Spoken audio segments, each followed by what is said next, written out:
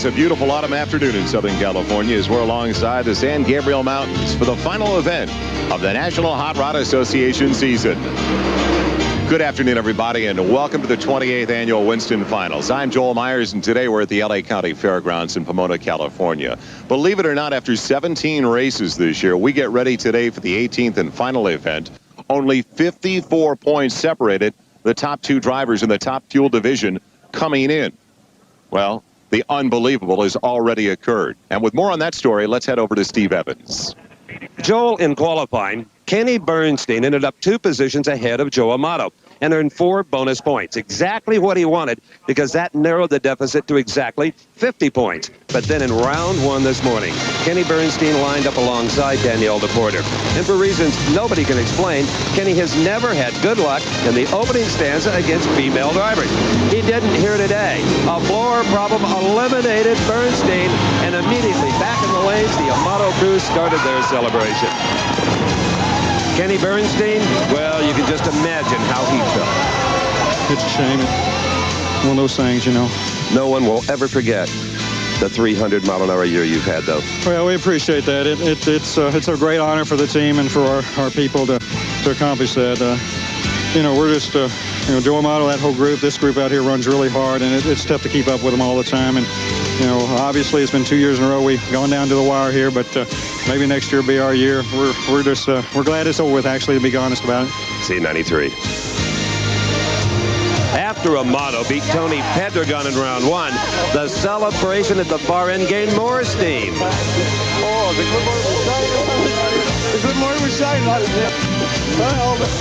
I must tell you, though, there is one driver who can still spoil the Joe show.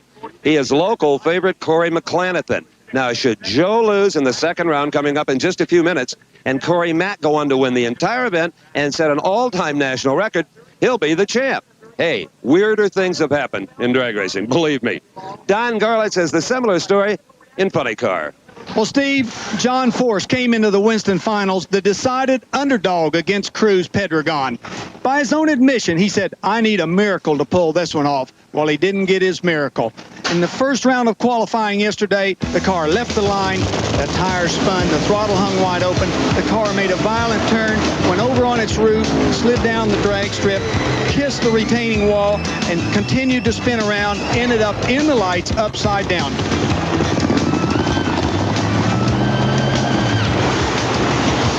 John Force got out of the car. He wasn't hurt. His spirits were still very high. Steve spoke with him. Hey, she laughed. We're trying to run a fairly good number, and throttle just, it smoked the tires and went to pellet, and the throttle hung wide open. It's just one of them things that happens. It's a different body on the car. We did run it at Phoenix, but we ain't out of this race. Cruz Pedregon's horseshoes are holding, obviously, but we got another car in the trailer. We can get back, fix this one maybe, mainly get back in the game for the fans, because that's why we're here. The money's dead. It's over unless we win this thing, and we're going to try. Earlier this morning, coming into round 1, this is what had to happen. John Force had to win this race today. He had to set a new national record, and Cruz Pedregon has to lose in round 2. This did not happen. John Force lines up in the first round against Gary Bolger. The car leaves the line. Everything looks all right. And then mechanical problems set in. The blower belt comes off the car, and John loses. This makes Cruz Pedregon the Funny Car Winston champion. Well, Cruz, would you have believed 6 months ago that you would be sitting here the Winston Funny Car champion? Absolutely not. We're the great team, and your expectations are high, but you know, until it happens, you know, you're still wondering. Well, Cruz has already won 5 championships this year, and it's not over yet. Joel? All right, Don, so now we continue with round number 2. As we've seen the stories that have been building over the last couple of days, round number 2 in the top fuel division.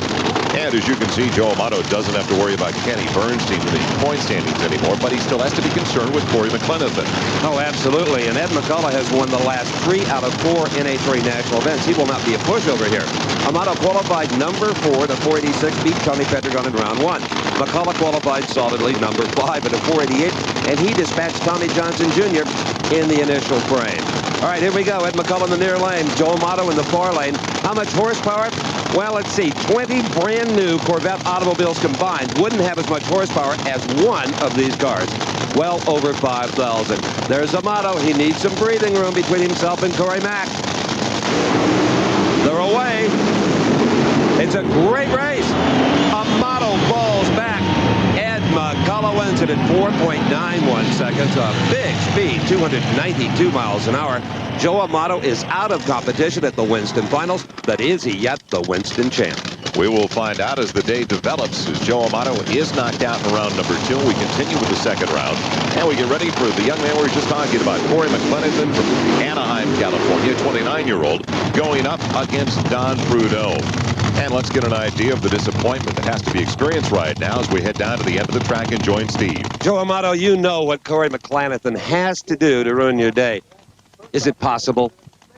Well, you never say never in motorsports, but, it's so hot here, and he doesn't have any backup if they checked, so he has to make a record and have a backup, and that's going to be pretty hard in the heat. All I can hope, maybe the snake can take him out now, and then I won't have to worry about it. Thanks, Jim. That is yet to be determined. The snake, John Prudhomme, is going to be in the near lane.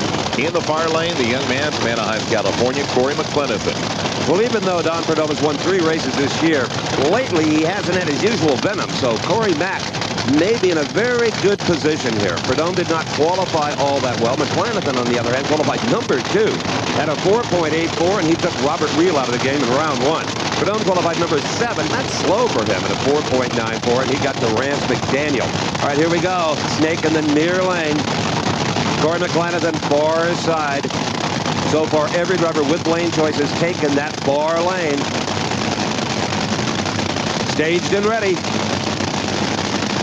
McClenathan needs to run in the low 480s to stay alive in the title chase. Can he beat the snake? Whoa, Prudhomme closes past, but Corey Mack wins in a ball of fire. Corey Mack has sacrificed an engine to beat Don Prudhomme with a 4.92 second elapsed time at only 277 miles an hour. Prudhomme is closing. Joe Amato waving to the fans. He feels he's won the Winston title. You heard what he said. He feels it's too hot for McClenathan to set a record, and blowing that engine will be a setback for Corey Mack. Be right back to Pomona. NBC's Sports World.